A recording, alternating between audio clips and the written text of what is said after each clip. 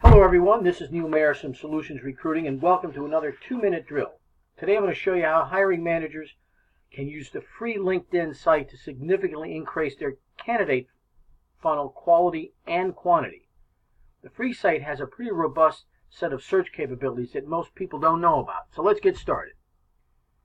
So here's the LinkedIn homepage. To do a search, we're going to focus on the personal network information on the top left-hand corner. On the main page, find the link entitled Manage My Network and click on it. This takes you to a network summary page. On the far left, once again, find where it shows your total number of contacts to date. This is actually a link, so click on this, which takes you to your network summary page for your particular network. Your contacts will be listed, probably sorted by most recently added. You want to find the button that says Search with Filters, which is located in the middle of the page near the top. You want to click on that, and here is now presented the free LinkedIn search criteria that you can use. First, start with selecting as many of your contacts as possible. The free site is not going to let you pick third-level contacts or groups, but it will let you pick first and second.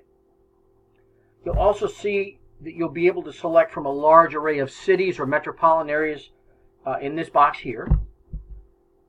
Next, specific companies like competitors or other specific company targets you've identified are an option, and you can search them either as the current company the person works for or as a past employer. To get more candidates, you can broaden a bit and use industries, which is right over there to the right.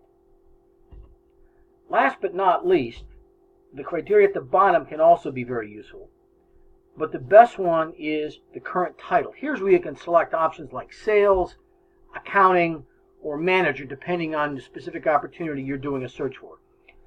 With that said, let me run you through how a hypothetical search might work and how you can best use this. First of all, let's say that you're going to start with second level candidates in a specific market like Tampa, and you want to look at chemical salespeople. You plug those things in, and you can see here from my results I had 52. Now, with that, you're going to see here first level contacts are going to give you the option of sending them a message or an email. It's like sending them an email, so you can send it directly to them as soon as you see this. The other opportunity is a second level connection. You can either, first of all, send them an invitation to connect and then send them an email if they do, or you can pick up the phone and call them. If you know where they work and what company they work for, it's not hard to get a hold of people. Another little tip I'll give you, a little hack I'm going to give you here, is that search bar up at the top. You can use it for names, but let's say, for example, you had a particular criteria you wanted to search for, like leasing. What you're going to see is, if you type that in that box, it'll then generate a much more specific search for you that you can use. So you can use that box just like you would keywords in another search. Some other options you're going to have available to you: varying your criteria, adding contacts quickly, because the more contacts you have, the more visibility you're going to have, and how to reach out to candidates. I'd be happy to cover with you directly if you'd like.